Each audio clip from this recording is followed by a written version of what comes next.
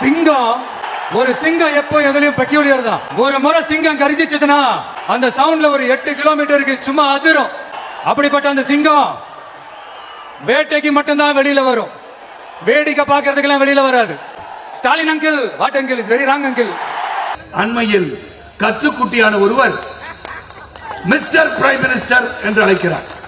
Mister prime minister என்று அழைப்பதோடும் தவறில்லை. நீங்கள் கொடைநாட்டிலே தெருவிலே நின்று கொண்டிருக்கும் போது மிஸ் ஜெயலலிதா ஜெயராம் என்று சொல்லிருப்பீங்களா? என்ன தவறுன்னு கேக்குறீங்க? இன்னைக்கு சொல்லி பாருங்க. புரட்சித்திரி அம்மாவை பார்த்து அவர்களை பற்றி நீங்கள் சுட்டிக்காட்ட வேண்டும் என்று சொன்னால் மிஸ் ஜெயலலிதா ஜெயராம் என்று சொல்லி பாருங்கள். சொல்லி பாருங்களேன். சிங்கம் வேட்டைக்கு மட்டும் போமா வந்து தூங்கிருமா?